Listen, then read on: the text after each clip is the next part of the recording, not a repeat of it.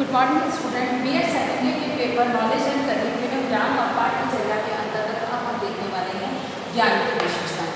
ज्ञान के कौन सी ऐसी विशेषता है जिसके आधार पर हम इसे ज्ञान कह सकते हैं।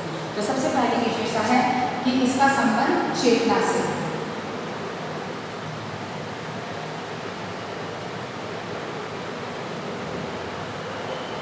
चेतना से संबंध अर्थात यह चेतन अवस्था में ही जिसे अर्जित किया जा सकता है।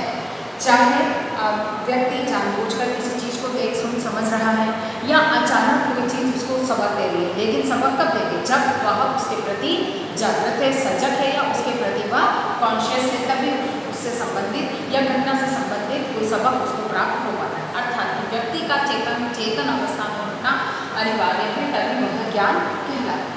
दूसरी बात आती है ज्ञान का संबंध ज्ञात से।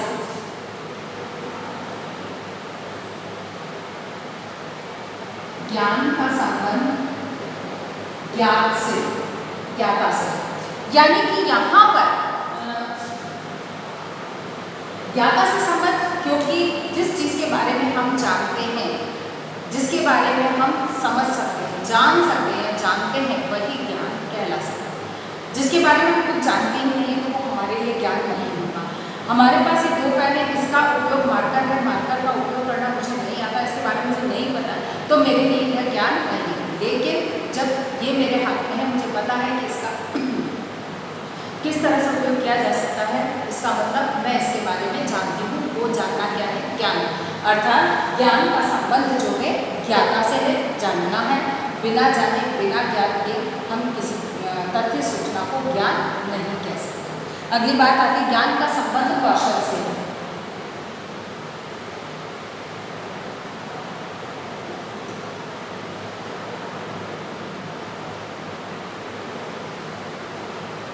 संबंध कौशल से, ज्ञान का संबंध कौशल से है, क्योंकि ज्ञान के माध्यम से व्यक्ति में किसी प्रकार के कौशल या हुनर का विकास किया जाता है, किसी स्किल को डेवलप किया जाता है। जब उसमें किसी स्किल का डेवलपमेंट होता है या किसी प्रकार कार्य को करने का वो कौशल को अर्जित करता है, तो इसका मतलब उससे संबंधित उसने ज्ञान हासिल किया है, तभी उस कौशल को वो अर्जित कर पा रहा है या कर पा रहा है। कहने का मतलब ये है कि ज्ञान का संबंध कौशल विकास से होता है, कौशल का विकास करना ही ज्ञान कहलाता है। अगला सवाल है ज्ञान एक अमूर्त वस्तु है। ज्ञान एक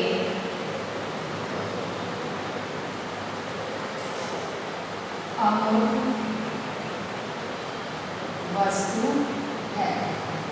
ज्ञान एक अमूर्त वस्तु है क्योंकि वह हमारे प्रथम अवस्था में वह हमारे सामने किसी भी मूर्त रूप में हमारे सामने नहीं होता है, यानी कि हम कल्पना या अपने अनुभवों के आधार पर उसे महसूस करते हैं या उसके बारे में जानते हैं। इसीलिए अपनी प्रथम अवस्था में यह अमूर्त वस्तु ही है। धीरे धीरे जब उस ज्ञान से संबंधित अनुभव बहुत अधिक होते हैं, एक से दूसरे तक हस्तांतरित होता है, जन समुदाय पर तक हस्तांतरित होता है, तो वो मूर्त रूप में किसी न किसी रूप में हमारे बीच में उपस्थित होता है, चाहे पुस्तकों में लिखा हुआ हो या उससे संबंधित कोई वस्तु या उसका निर्माण हो रखा हो, तो वो मूर्त रूप में हमारे सामने होता है। लेकिन प्रथम अवस्था में जो है यह अमूर्त रूप में ही हमारे सामने होता है, इसीलिए ज्ञान अमूर्त वस्तु कहलाती है। उसके बाद नेक्स्ट आता है ज्ञान एक मानसिक प्रक्रिया है।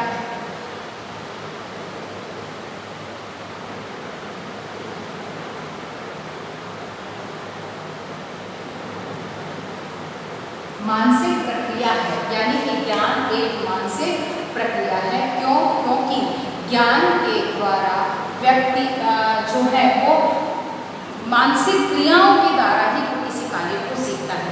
जैसे ये कहा जाए कि वॉटसन का था, उसने ये कहे कि जो भाप के इंजन का, उसने केटली का पानी का ढक्कन को उछलते देखा। जब भाप बनी और ढक्कन उछला तो उनके दिमाग में बहुत सारे प्रश्न उत्पन्न हुए, बहुत सारे तर्क और विचार उत्पन्न हुए कि ढक्कन क्यों उछला, इसका कारण क्या था। जब ये विचार उनके सामने आए तब उन्होंने उसके बारे में और अधिक प्रयोग करने प्रारंभ किए और फिर वो एक निष्कर्ष पर पहुँचे कि भाप जो है चलायमान करती है या भाप के माध्यम से वस्तु एक स्थान से दूसरे स्थान तक खसक सकती है। यानी कि ये कहा जाए कि मानसिक, जब ज्ञान जो है वो मानसिक क्रिया है, बिना मानसिक क्रिया के हम किसी भी तथ्य सूचना को ज्ञान के स्तर तक नहीं ले जा सकते। सूचना हमारे सामने वाटसन के सामने थी कि क्या चाय की केतली का ढक्कन उछला, ये सूचना थी, लेकिन मानसिक क्रियाओं का उस समय गतिशील नहीं होती, उनकी मानसिक क्रियाओं को अपनी मानसिक क्रियाओं को अपलोड नहीं करते, तो निश्चित है कि वो इस नतीजे पर नहीं पहुंच पाते कि भाप वस्तु को एक स्थान से दूसरे स्थान तक धकेल सकती है। लेकिन इसका मतलब ये हुआ कि जब मानसिक क्रियाएं, सूचनाएं जब सामने होती हैं तो उनसे संबंधित मानसिक क्रियाएं ही उसे ज्ञान के स्तर तक लेकर जाती है। इसीलिए ज्ञान अर्थात मानसिक क्रिया सम्मिलित होती है। उसके बाद है ज्ञान के लिए विषय आवश्यक है। विषय आवश्यक, ज्ञान के लिए विषय का होना आवश्यक है। बिना विषय के ज्ञान को हम किसी दिशा में नहीं ले जा सकते। यानी कि कोई तो टॉपिक या प्रकरण होगा, उसी से संबंधित हम सूचनाओं को ज्ञान के स्तर तक ले जा पाएंगे। इसीलिए ज्ञान में विषय का होना अनिवार्य है। बिना विषय के कोई भी जो सूचना है वो साकार रूप धारण नहीं कर सकती है, तथ्यों के साथ प्रमाणित करके निश्चित निष्कर्ष तक नहीं पहुंच सकती है। बिना विषय के जन जन तक वह सूचना ज्ञान के रूप में नहीं पहुंच सकती। इसीलिए कोई भी सूचना होगी उसे विषय, उसका विषय होना अनिवार्य, बिना विषय के कोई भी बात संभव नहीं है। अगली बात आती है ज्ञान परिवर्तनशील है।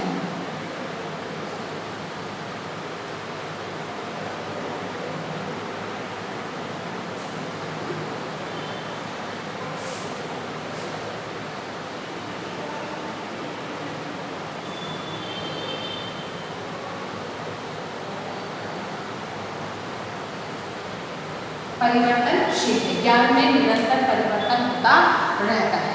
परिवर्तनशील है, निरंतर, कहने का मतलब यह है कि जो ज्ञान परिवर्तनशील है और अपरिवर्तनशील है।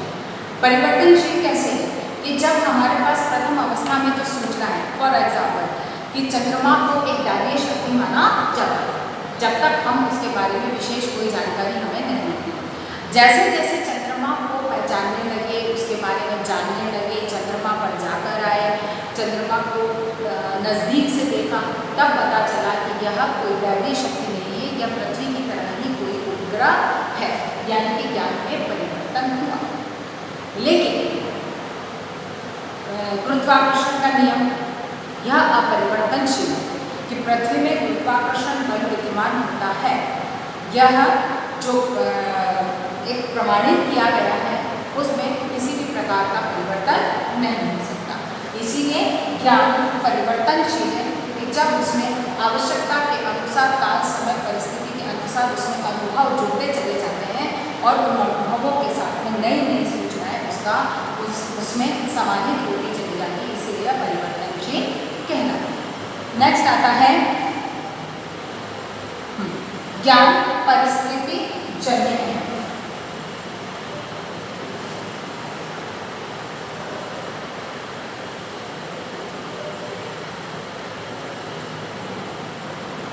परिस्थिति जन्य है, ज्ञान परिस्थिति जन्य है, यानी कि परिस्थितियों के कारण ज्ञान की उत्पत्ति होती है। जैसे पेड़ से एप्पल का गिरना, एप्पल का पक जाना, पकने के बाद में हवाओं का चलना या कोई भी और कारण है, पक्षी के चोंच मारने से या जो भी है, एप्पल का गिरना, उसने गुरुत्वाकर्षण बल के नियम का प्रतिपादन करने में शुरुआत की। अर्थात परिस्थितियां जब निर्मित होती हैं तभी ज्ञान का निर्माण होता है। वाटसन ने भाप के इंजन का या भाप वस्तुओं को धकेलती है, इसका भी परिस्थिति में ही निर्माण है। यही कारण है हम ये कहते हैं कि ज्ञान परिस्थिति जन्य होता है। अगली बात आती है ज्ञान तत्वों का विश्लेषण है। ज्ञान तत्वों का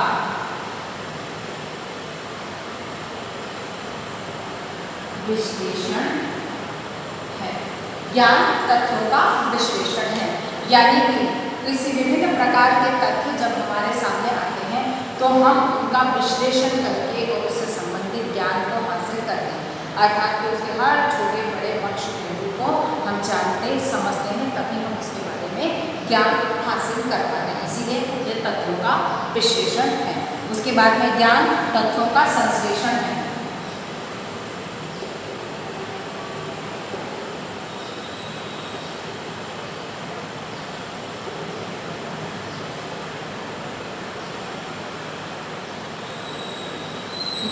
ज्ञान तथ्यों का संश्लेषण, क्योंकि जब हम ज्ञान का विश्लेषण करके समझते हैं तो जब उसको वापस समय की एक संश्लेषण करके और एक नए रूप में सामने प्रस्तुत करते हैं तो वो ज्ञान में परिवर्तन की प्रक्रिया को प्रतिपादित करती है, परिवर्तन की प्रक्रिया को दिशा प्रदान करती है। इसीलिए ज्ञान में जहाँ विश्लेषण की प्रक्रिया विश्लेषण के पक्ष में मौजूद है पर ज्ञान संश्लेषणात्मक प्रक्रिया भी है, क्योंकि ज्ञान में विश्लेषण और संश्लेषण की दोनों प्रक्रियाएं सम्मिलित होती हैं या विद्यमान होती हैं, उसे ही ज्ञान कहा जाता है, क्योंकि तथ्यों का संश्लेषण और विश्लेषण करके ही उसके बारे में सही जानकारी को या सही रूप को प्रस्तुत कर पाते हैं। अगली बात आती है ज्ञान का घटना से संपर्क।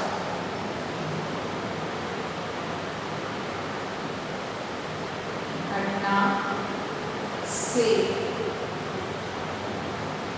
संपर्क, ज्ञान उसका संबंध घटना से होता है। कोई न कोई घटना, भाप के उसका चाय की केटली के ढक्कन का उछलना ये एक घटना थी, उसने भाप के इंजन का आविष्कार करने की प्रक्रिया में सहयोग किया। उसके बाद में ज्ञान का क्षेत्र व्यापक है। क्षेत्र,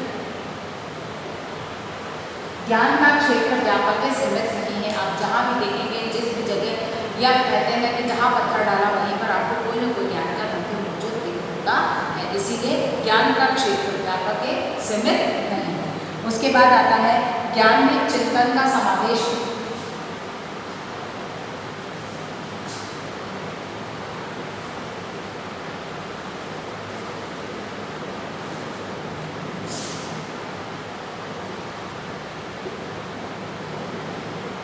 चिंतन का समावेश, ठीक है ना। ज्ञान में चिंतन का समावेश है, क्योंकि जब तक चिंतन मनन नहीं किया जाएगा, यानी कि मानसिक क्रियाओं का एक पक्ष है चिंतन। जब तक चिंतन नहीं किया जाएगा तब तक मानसिक क्रियाएं सक्रिय नहीं होंगी, और जब तक ये सक्रिय नहीं होंगी तब तक ज्ञान का रूप धारण नहीं होगी। इसीलिए ज्ञान में चिंतन का समावेश है। उसके बाद आता है ज्ञान जिज्ञासा का समावेश।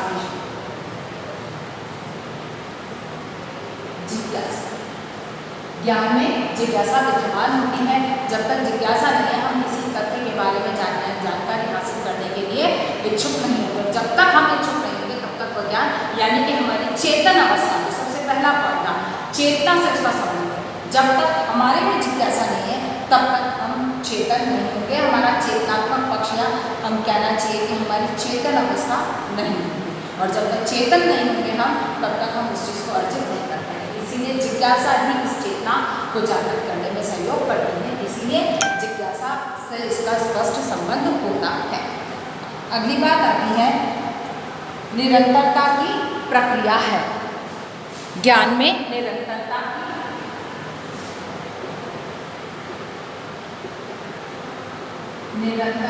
की प्रक्रिया,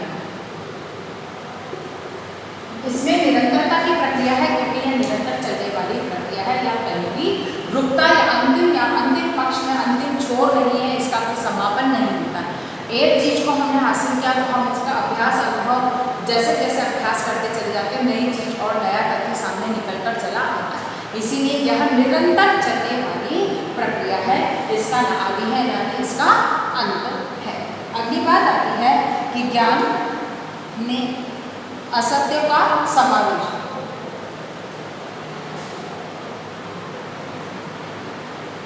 सत्य का समावेश,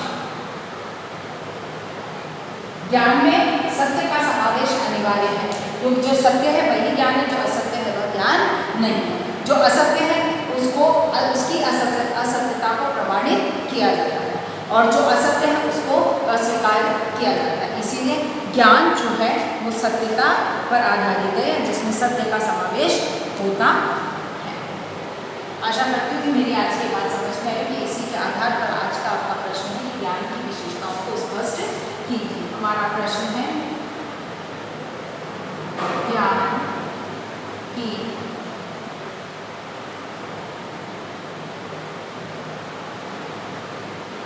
विशेषताओं को समझाएं। ठीक है, इसी के साथ अपनी बात को समाप्त करने से पहले कोविड-19 की महामारी के दौर में अपने आप को सुरक्षित रखें। आवश्यकता होने पे घर से निकले, घर से बाहर निकल रहे हैं तो अपने मुंह पर मास्क लगाएं, सोशल डिस्टेंसिंग का पालन करें, हाथों को सैनिटाइज करते रहें। स्वस्थ रहें, सुरक्षित रहें। धन्यवाद।